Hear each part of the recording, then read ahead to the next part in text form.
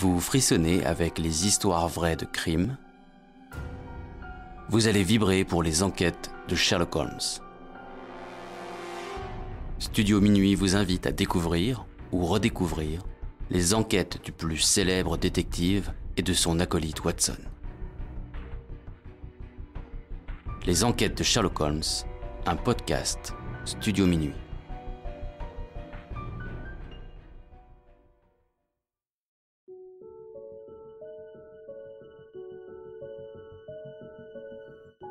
Dossier criminel. Le chasseur d'êtres humains.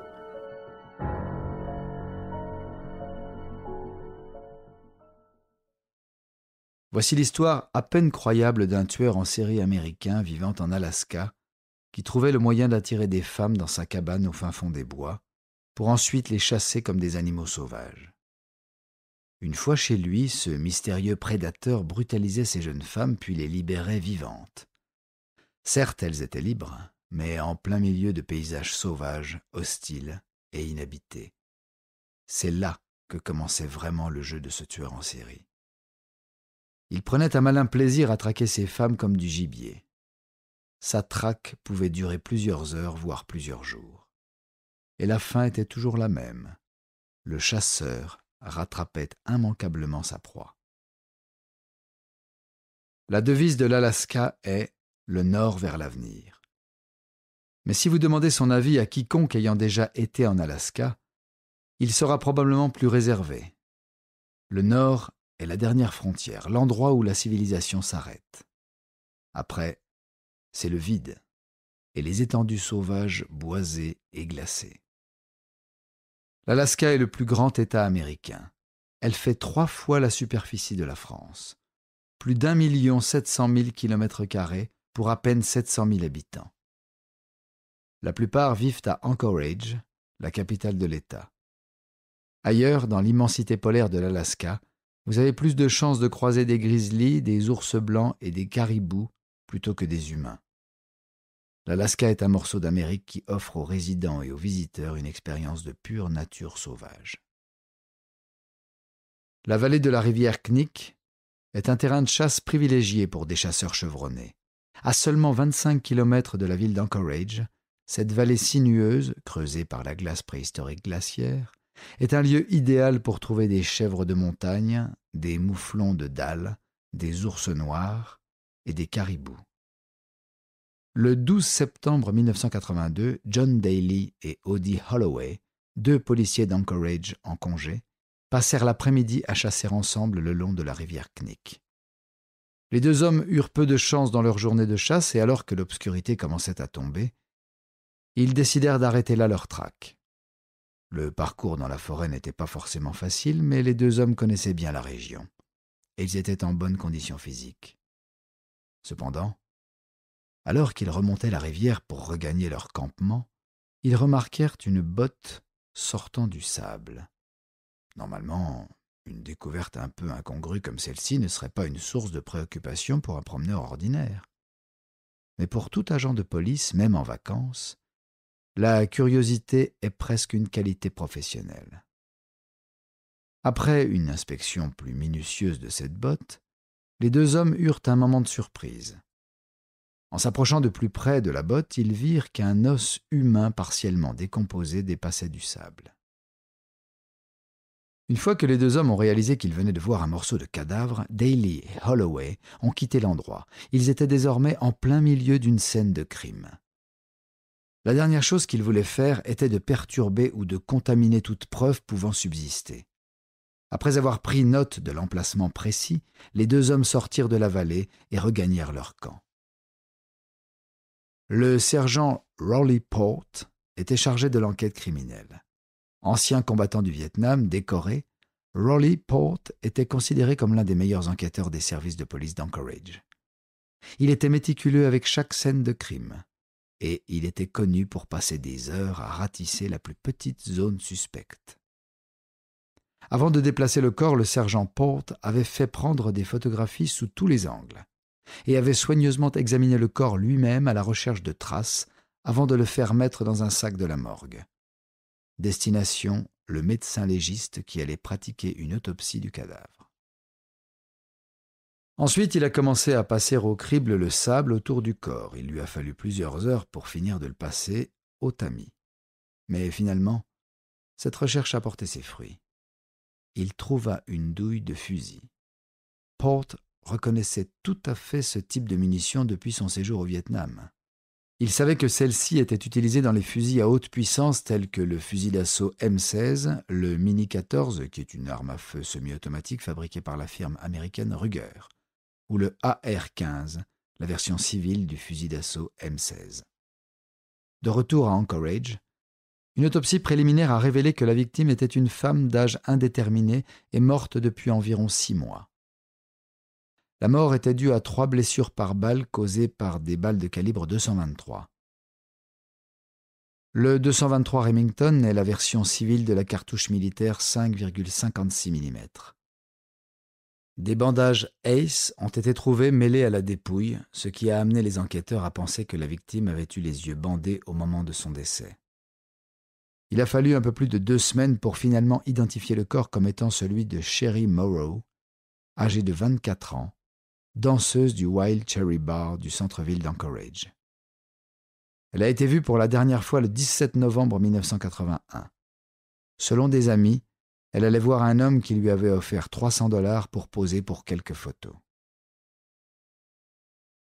La police d'Anchorage soupçonnait que le meurtre de Sherry Morrow n'était pas un incident isolé. Au cours des 2 dernières années, il y avait eu une augmentation soudaine du nombre de rapports de personnes disparues, dont beaucoup étaient des danseuses aux seins nus et des prostituées. Avant cette dernière découverte, les rapports n'avaient pas suscité beaucoup d'attention. Les prostituées ont tendance à être seules et voyagent souvent de ville en ville pour réapparaître des années plus tard. Il y avait un lien entre ces différentes affaires. Les enquêteurs ne voulaient pas inquiéter le tueur. Toutes leurs préoccupations étaient gardées confidentielles. Il ne fallait surtout pas qu'ils sachent qu'il était traqué par les forces de police. Le sergent Ly Hoxen, un soldat de l'Alaska State Trooper, a été chargé de déterminer si le meurtre de Sherry Morrow était ou non un incident isolé. En travaillant avec le département de police d'Anchorage, les 2 agents ont commencé à partager des fichiers et à comparer leurs notes sur ces affaires. Des autres cas non résolus datant des années 80 semblaient aussi être liés. Dans la première affaire, des ouvriers du bâtiment qui creusaient près du chemin d'Eklutna ont découvert les restes partiels d'une femme enterrée dans une tombe peu profonde. Les animaux sauvages avaient commencé à déterrer et à dévorer la majorité des restes humains, et il y avait très peu de preuves sur les lieux. La victime n'avait jamais été identifiée et avait été surnommée Eklutna Annie par la police chargée de l'affaire. Plus tard, la même année, un autre corps a été retrouvé dans une gravière à proximité. La victime a ensuite été identifiée comme étant Joan Messina, une danseuse locale aux seins nus. Malheureusement, son corps était gravement décomposé et, comme pour Eklutna Annie, il y avait peu de preuves à trouver. Au final, l'enquêteur Hoxen avait peu de pistes à suivre et très peu de preuves à sa disposition. Au fil des mois, l'espoir d'attraper le tueur a commencé à diminuer. Puis, dans la nuit du 13 juin 1983, tout semblait se retourner.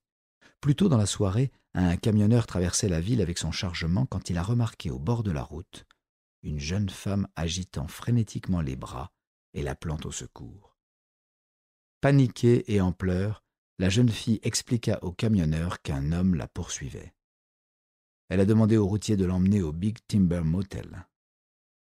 Une fois à l'intérieur, elle a fait appeler la réceptionniste. Alors qu'elle attendait son souteneur, le chauffeur du camion s'est rendu directement au département de police d'Anchorage et a signalé l'incident.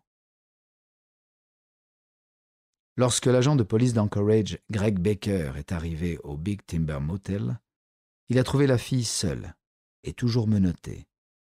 Une fois ses poignets libérés, elle a commencé à lui raconter une histoire incroyable. Selon les informations qu'elle aurait données aux enquêteurs, un homme d'une 40aine d'années, aux cheveux roux, l'avait abordée dans la rue et lui avait offert $200 pour des relations sexuelles orales. Elle a accepté le prix, mais au milieu de l'acte, l'homme lui a attaché une menotte autour du poignet et a sorti une arme à feu. Il lui a dit que si elle coopérait, il ne la tuerait pas. Il s'est ensuite rendu en voiture à Muldoon, une zone résidentielle non loin de la ville. Une fois à l'intérieur d'une maison, l'homme l'a violée brutalement, lui a mordu les mamelons et à un moment donné a enfoncé un marteau dans son vagin. Après un bref moment de calme, l'homme a déclaré qu'il allait l'emmener dans son chalet dans les montagnes et lui a dit qu'il la laisserait partir si elle coopérait. À leur arrivée à l'aéroport, son ravisseur l'a poussée dans un petit avion et a commencé à charger des fournitures.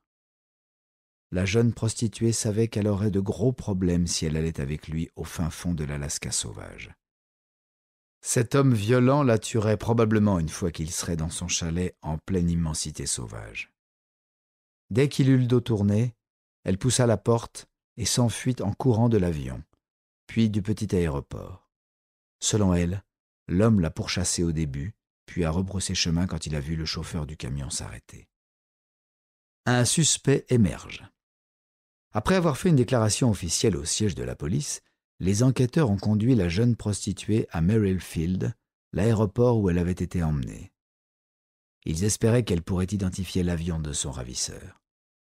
Alors qu'ils traversaient le petit aéroport, elle a repéré un Piper Super Club bleu et blanc portant le numéro N3089Z et a identifié l'avion. Une vérification auprès de la tour de contrôle a révélé que l'avion appartenait à Robert C. Hansen qui vivait sur Old Harbor Road. Gilmour et Hale ont écrit qu'après avoir déposé la femme à l'hôpital, Baker et un groupe de collègues officiers se sont rendus directement chez Hansen. Hansen, le suspect, s'est indigné devant les accusations de la jeune femme. Il a affirmé n'avoir jamais rencontré la fille et a déclaré qu'elle essayait probablement de lui soutirer de l'argent. Pour lui, toute cette histoire était complètement absurde. « Vous ne pouvez pas violer une prostituée, n'est-ce pas ?» dit-il. « Surtout si vous payez. » Hansel a ensuite déclaré que sa femme et ses 2 enfants étaient en vacances en Europe et qu'il avait passé toute la soirée avec 2 amis. Son alibi a été vérifié et aucune accusation formelle n'a été déposée. Le suspect est resté libre sans qu'aucune charge ne soit retenue contre lui. Alors que les choses semblaient se calmer à nouveau, les enquêteurs ont été appelés sur les lieux d'une autre découverte macabre. Selon les informations parues dans l'Anchorage Daily News le 2 septembre 1983, à seulement 10 jours de l'anniversaire de la découverte de Sherry Morrow, un autre corps a été retrouvé le long de la Knik River. Des restes humains partiellement décomposés et enterrés dans une tombe peu profonde. La victime, identifiée plus tard comme étant Paula Golding, âgée de 17 ans, était une danseuse aux seins nus et une prostituée d'Anchorage. Elle avait disparu 5 mois plus tôt. Une autopsie a révélé qu'elle avait reçu une balle de calibre 223. Les enquêteurs étaient maintenant convaincus qu'il y avait un tueur en série en action à Anchorage et ses alentours. Dépassés par la tournure des événements, des policiers locaux ont contacté le FBI, le Federal Bureau of Investigation, pour obtenir de l'aide. Ce n'était pas la première fois que les autorités de l'Alaska avaient affaire à un tueur en série, mais leur dernière tentative n'avait pas abouti. Entre 1979 et 1981, le tueur en série Thomas Richard Bundy a assassiné au moins 5 femmes de la région de Fairbanks. Lorsque la police a finalement découvert l'identité de leur meurtrier, il était déjà en fuite. Juste 1 heure après la délivrance de son mandat d'arrêt, il s'était suicidé en fonçant avec sa moto dans un camion en marche. Le FBI était connu pour sa détermination obstinée dans les enquêtes sur les meurtres en série et tout le monde semblait s'accorder pour demander leur assistance. En réponse à la demande d'aide d'Anchorage, l'unité de soutien aux enquêtes du FBI a envoyé l'agent spécial John Douglas, personnage légendaire des forces de l'ordre, pour l'aider à attraper le dernier tueur en série d'Alaska. De nombreux enquêteurs locaux ont estimé que Robert Hansen était toujours un suspect viable et étaient désireux de partager leurs soupçons avec Douglas.